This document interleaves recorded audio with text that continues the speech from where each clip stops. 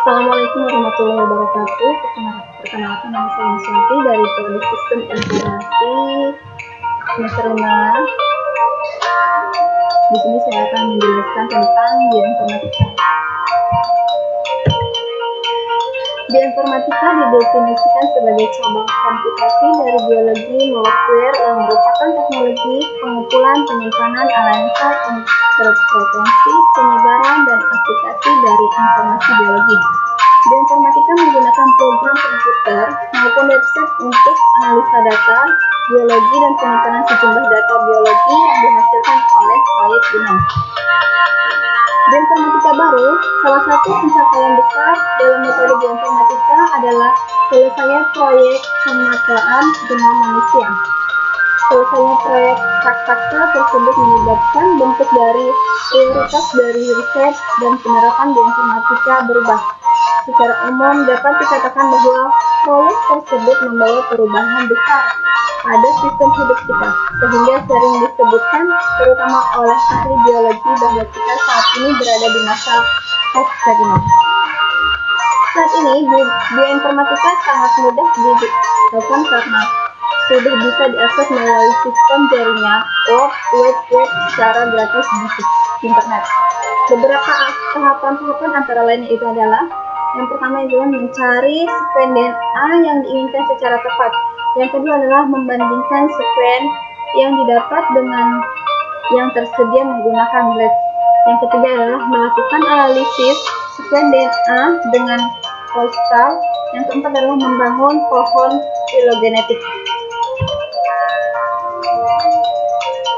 Bioinformatika dalam bidang klinis sering disebut sebagai informatika klinis. Aplikasi dari informatika klinis ini berbentuk manajemen data klinis dari tesis melalui electronic medical record yang dikembangkan oleh Clemens McDonald dari India University School of Medicine pada tahun 1972.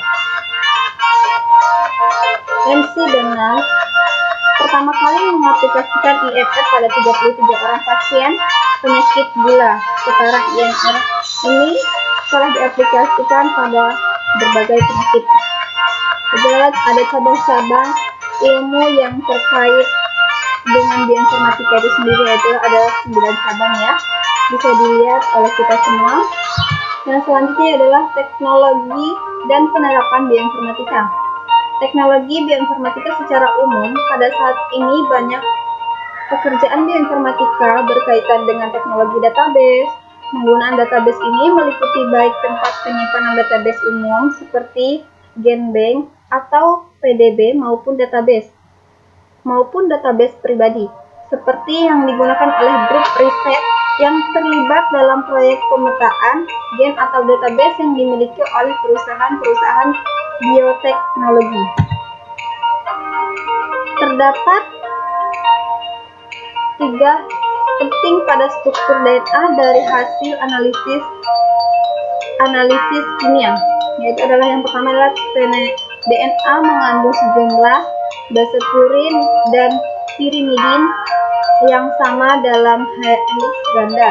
Yaitu adalah yang kedua, terdapat kesetimbangan antara jumlah adenin dengan timin digunakan dengan stasionis, yaitu adalah rumusnya A sama dengan T dan E sama dengan C. Yang ketiga adalah perbandingan antara A plus T dengan G plus C dapat bervariasi, tetapi mempunyai nilai yang tetap pada masing-masing spesies. Tes primitif dan metafinitif DNA dengan software bioinformatika.